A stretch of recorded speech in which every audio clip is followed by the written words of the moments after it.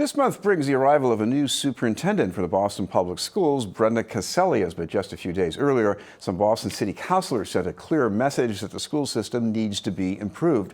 One of them, who put together her own outline of improvements, is the council president, also representing parts of Dorchester and Mattapan, Andrea Campbell. Thank you very much for being with us. Thank you, and thank you for always having me. Councilor, I want to ask you about the other big event today, which is day one of the latest MBTA fare increase. We've been through these before, but how did it feel today? I mean, how different was it this time? I think this time it was a little different because we have been, and I should say the media has been giving a lot more coverage to the breakdowns in the system. You know, my district largely covers the red line, so whether it is the derailments or how long it will take to repair the derailments, that frustration that residents have been feeling for years. You know, this is the first time that folks get on a train and feel like something's gone terribly wrong or they're late to work.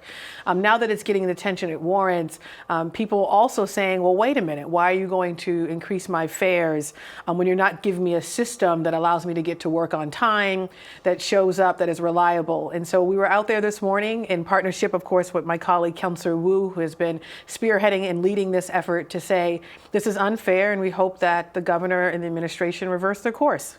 What's the message you want, and I guess the governor has more power over this than anybody else, what's the message you want him to take from what happened today? If you think that in order to improve the system and to truly create or transform it into being a 21st century transportation system, fine. If it requires new revenue, that's what you seem to be saying with these fare hikes, then go about it a different way. It shouldn't be on the backs of our residents who continually show up. I mean, at Ashmont T Station for months, the signage that tells you when the train will arrive so you can plan accordingly has been down. People struggle to find Charlie cards, the plastic ones, to get on the train. So clearly there are little things that aren't working, and to residents it's unfair then to put the fare hikes on their backs. So if you think we need new revenue, come up with other sources.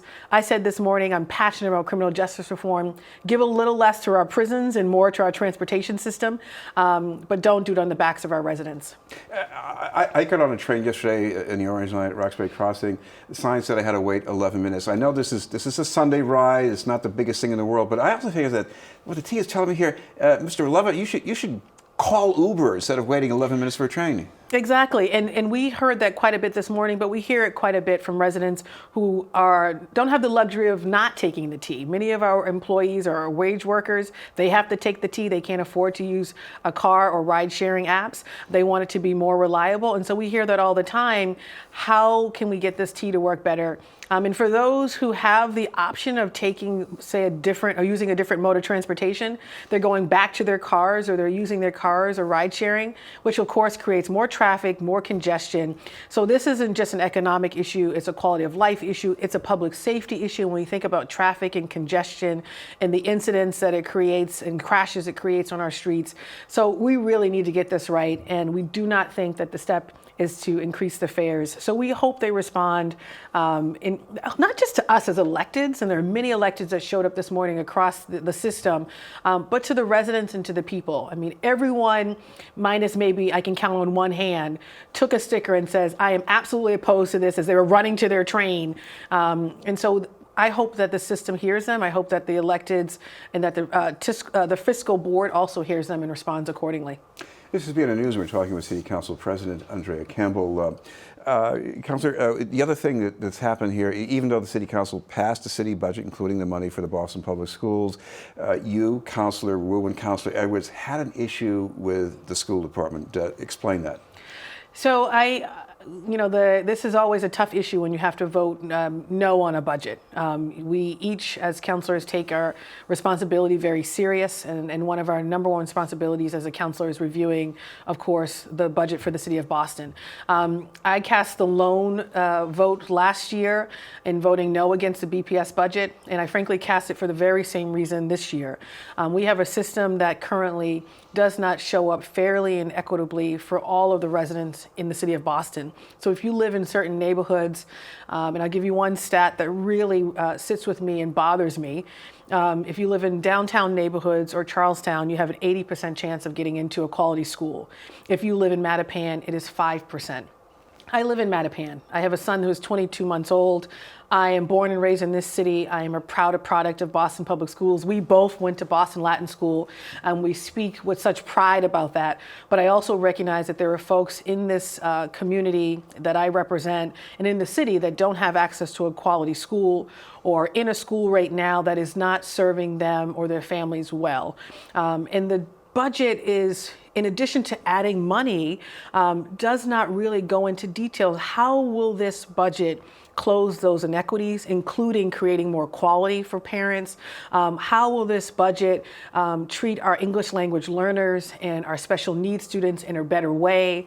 How will this budget address some of the funding inequities? So Councilor Edwards spoke as a district councilor representing largely East Boston, Charlestown, and the North End about the cuts to East Boston High School, an open enrollment high school that requires tremendous resources to meet the needs of their students. And there was no response to those folks showing up at our council hearings and saying, give us back the over $1 million that you cut. And so I was proud to stand with them and to again say no on this budget. And it's never an easy decision. It's not to knock the employees that are working hard every day to serve this population, but we need a plan, we need a course of action, and we need to exercise political will and leadership to get this right. In the exam schools, we have an exam that's not aligned with BPS curriculum, plus we have unequal access to preparation. How would you change that? So in the report that I put out, I don't want to just talk about the problem or name the inequities or say how do we serve these populations better. I put forth some concrete action items that speak to our relationship with the central office in our schools and our families, to say we need to flip that relationship right now. It is centered around central office versus our families and our students and putting them first. I talk about access to quality schools and ways in which to expand that access over time, how we also do away with this practice of concentrating our most needy students, particularly our English language learners and our special needs students, in certain schools that are then required to go above and beyond to meet the need of all of these students that are concentrated in their building. We need to disperse it across the system. I talk a lot about this idea of early access, not just for 4-year-olds and 5-year-olds, but birth, so 0 to 5-year-olds. How do families navigate that system? Where can they go to figure out what's available to them? How we as a city need to own that and look at it through that paradigm, not just by age range in terms of 3-year-olds, 4-year-olds, or 5-year-olds, literally from birth to 5. And then I talk a lot about our high schools. Latin school is a great example of a high school that's doing extremely well. But they don't serve the same number of students as English language learners and special needs students. And I want to be very frank about that compared to some of our other high schools, particularly our open enrollment high schools that don't have an admissions policy or an exam policy in order to get in. So in the report, I focus more on those open enrollment high schools and how we need to really be intentional about giving them the supports, because the population of students they deal with need a lot more. I do highlight Madison Park and the exam schools as areas of focus, but because I am taking on those issues in separate spaces along with other colleagues, I don't go into details in this particular report that I put out. But exam schools, still a topic of discussion where something needs to be done to ensure that they are representative of the demographics of the city of Boston, that the exam that you actually have to take to get in, that the students who are being prepared from the 5th grade to take that exam actually are taking the coursework necessary to get in, grade configuration. It's a lot of different issues that we're working on all at the same time. There's been some steps in the right direction, but there's still more work to be done. I'm sure you're familiar with the recent Glow reporting about valedictorians and their struggles after high school, concern about standards for high school students to make sure that they're really ready for college or something like that. But on the other hand, if you raise the bar, what about the dropout rate? Are you concerned about balancing that? So after this report came out, I continue to engage our teachers, our school leaders. I've been on the phones, it feels like nonstop and in a good way, talking directly to those folks that are working with our schools or in our schools, particularly with those populations of students that enter high school or into the 9th grade that are off grade level.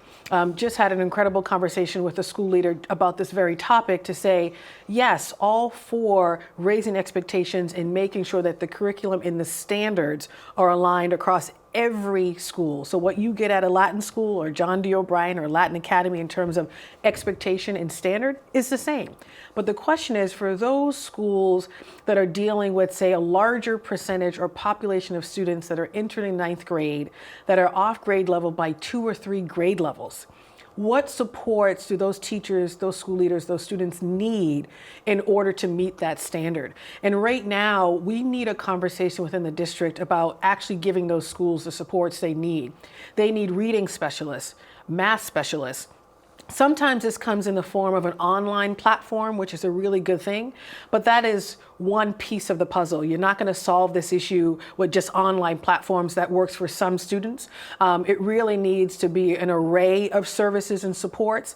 So in addition to the human capital and those specialists and maybe an online platform that complements that, social emotional supports. Think about it. You enter the ninth grade and you are unable to read or do math or the basics at your grade level, but you've been passed on and along for years, with no one really pausing to say, wait a minute, we have to do some work here. I can't imagine what that does for a student. So schools that do it well also include the social emotional supports. But central office, the district, the budget, all of us in the city need to be making sure that these schools are getting the supports they need, because many of our high schools are dealing with a different population than, say, more gifted students. And they need a lot more supports to meet the needs of those students. Thank you very much for being with us. Thank you for having me. It's always a pleasure. City Council President Andrea Campbell. In a moment, a new mission for the Jamaica Plain Neighborhood Development Corporation. But first, his message.